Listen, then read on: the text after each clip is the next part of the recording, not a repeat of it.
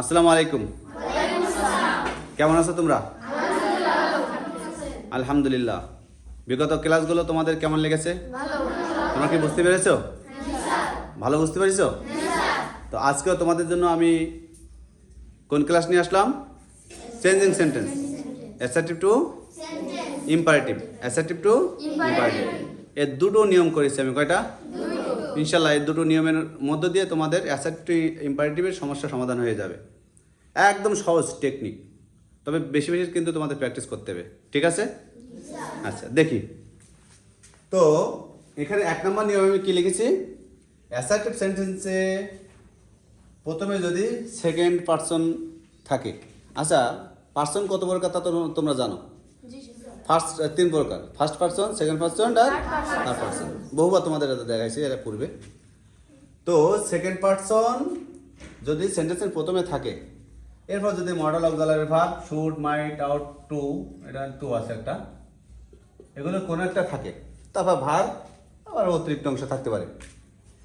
তাহলে যে ইম্পারেটিভের যে নিয়মটা আমি দেখাইছি সেটা হচ্ছে কি, দেখো একদম সহজ। এখানে যে আমি একটা ভার্ব দিচ্ছি, দেখিছো প্রিন্সিপাল ভার্ব। তুমি যখন অ্যাসার্টিভ টু ইম্পারেটিভ করবা তখন কি করবা জানো? এই সেকেন্ড পারসন থেকে শুরু করে এই ভার্বের পূর্ব পর্যন্ত, মানে এই যে মডেল অক্সিলারি যেটা যেটা থাকবে সেই পর্যন্ত একদম বাদ দিয়ে দিবা। কি করবে? একদম বাদ দিয়ে দেবা। ভার্ব থেকে শেষ পর্যন্ত বসাই দিলে অ্যান্সারটা হয়ে যাচ্ছে। আর কোনো জায়গায় কোনো কিছু চেঞ্জ করা লাগবে না। দেখো তাহলে কি হবে? এই ইউ শুডটা আমি বাদ দিয়ে দেবো। কি করবো? ইউ শুডটা দেখো ভার্ব থেকে শেষ পর্যন্ত। ভার্বকে এটা প্রিন্সিপাল ভার্ব, এটা থেকে শেষ পর্যন্ত এইটা আছে অ্যান্সার। এটা কি? এটা অ্যান্সার। গো টু স্কুল, এটা হচ্ছে কি অ্যান্সার। তাহলে আমাকে কিন্তু এটা সেকেন্ড পারসন হওয়া লাগবে। এখান থেকে এটা কি কোন পারসন? Second person. এটা কিন্তু সেকেন্ড পারসন হওয়া লাগবে। তাহলে কি আর কোনো সমস্যা হবে? আমরা কি করবো তাহলে? যে সেন্টেন্সে যদি সেন্টেন্সের প্রথমে অ্যাসার্টিভ সেন্টেন্সে যদি সেকেন্ড পারসন থাকে, যেমন ইউ, তাহলে কি করবো তোমরা? ওই সেন্টেন্স সাবজেক্ট থেকে শুরু করে ভার্বের পূর্ব পর্যন্ত এখানে যে মডেল অক্সিলারিটা থাকবে এটা সহ এটা কি করবা? বাদ দিয়ে দেবা। কি করবা? বাদ দিয়ে দেবা। উত্তরটা ভার্ব থেকে শেষ পর্যন্ত বসাই দিলে উত্তরটা হয়ে গেল। তাহলে উত্তর কি হবে? Go to school. ওকে। এবার 2 নম্বর যে নিয়মটা সেটা হচ্ছে অ্যাসার্টিভ সেন্টেন্সের প্রথমে যদি ফার্স্ট পারসন অথবা থার্ড পারসন যদি থাকে, ফার্স্ট পারসন অথবা থার্ড পারসন যদি থাকে, তারপরে কি থাকবে? শুড, মাইট, আউট, যে কোনো একটা থাকতে পারে। এরপর ভার্ব থেকে ভার্ব তারপরে অতিরিক্ত অংশ থাকতে পারে। এখন তোমরা কি করবা? এইটা একটু মনে হবে যেন কঠিন, কিন্তু আসলে কঠিন না। তো আমি যখন অ্যাসার্টিভ থেকে ইম্পারেটিভ করব, ফার্স্ট পারসন আর সেকেন্ড পারসন থাকলে কি করবো জানো? প্রথমে আমি লেট বসাবো। কি বসাবো? লেট। প্রথমে কি বসাবো? লেট। এখানে যে ফার্স্ট পারসন আছে, তাই তো? আইটা কি ফার্স্ট পারসন? আই, মি, মাই, আস। তাহলে আইটা ফার্স্ট পারসন আমি বুঝতে পারছি। তাহলে কি এই মানে এই নিয়মটা করলে হয়ে যাবে। তাহলে প্রথমে কি দেবো আমি? লেট। প্রথমে লেট দেবো। এরপর বলি যে সাবজেক্টটাকে অবজেক্ট ফর্ম বসাতে। সাবজেক্টের অবজেক্ট, এখানে সাবজেক্টে কি আছে?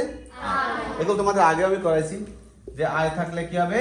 আয়ের অবজেক্টটা মি, ওর অবজেক্ট হচ্ছে আজ, শির অবজেক্ট হচ্ছে হার, দের অবজেক্ট দেম, তারপর হচ্ছে হির অবজেক্ট হিম। ঠিক আছে? ইউ থাকলে কি হবে? ইউ তো থাকবে না, মনে করেন লাগাতে হবে। তারপর ইউর অবজেক্ট কি হবে? ইউ। ঠিক আছে? আচ্ছা, এখানে তো সেকেন্ড পারসন থাকবে না, ইউ থাকবে না। তো আমরা কি করবো তাহলে? আয়ের অবজেক্টটা কি লিখেছি আমি? মি। কারণ এখানে বলেছে সাবজেক্টের কি লিখবো? অবজেক্ট ফর্মটা বসাবো। তাহলে আয়ের অবজেক্টটা কি লিখবো? মি। বলতে পারছি? এরপর কি বলছে দেখো, প্রিন্সিপাল ভার্ব মানে মূল মেইন যে ভার্ব, সেই ভার্ব থেকে শেষ পর্যন্ত। তাহলে এখানে প্রিন্সিপাল ভার্ব কোনটা? গো। কোনটা? তাহলে এই গো থেকে শেষ পর্যন্ত। তাহলে উত্তরটা কি হবে? Go to college. বাস। তাহলে আমি কি করলাম? আমি শুটটা কেন বাদ দিয়ে দিলাম, দেখেছো? তাহলে 1 নম্বর নিয়মেও এই মডেল অক্সিলারি থাকলে বাদ হয়ে যাবে। এই 2 নম্বর নিয়মেও যদি থাকে তাহলে কি হয়ে যাবে? বাদ হয়ে যাবে। বুঝতে পারছি আমি? কোনো সমস্যা এখানে? একটা উদাহরণ দেখা করে এখানে দিছি। ওইখানে এটা যেহেতু থার্ড পারসন, তাই তো? দে কোন পারসন? Third person. তাহলে প্রথমে আমি কি দেবো? লেট। কি দেবো? লেট। লেট দিছি। এবার সাবজেক্ট অবজেক্ট, দের অবজেক্টটা কি হবে? এই যে দেম। কি হবে? দেম। এরপরে কি বলেছে দেখো তো, এখানে একটা সেশন, এখানে ভার্ব কিন্তু ভার্ব থেকে শেষ পর্যন্ত, কিন্তু এখানে নেভার আছে। নেভারটা কি বাদ হয়ে যাবে? না। নেভারটা কি হয়ে যাবে? না, বাদ হবে না। এর ভার্ব থেকে শেষ পর্যন্ত কাম হিয়ার। আমি এখান থেকে নট নেভার থাকলে আমি বাদ দিতে বলছি না। তাহলে কি করলাম, আমি এই ভার্ব থেকে শেষ পর্যন্ত বসাই দিলাম, তার আগে নেভারটা আছে, নেভারটা বসাই দিলাম। বুঝতে পারছো কোন সমস্যা? তাহলে প্রথম থেকে আরেকবার দেখি।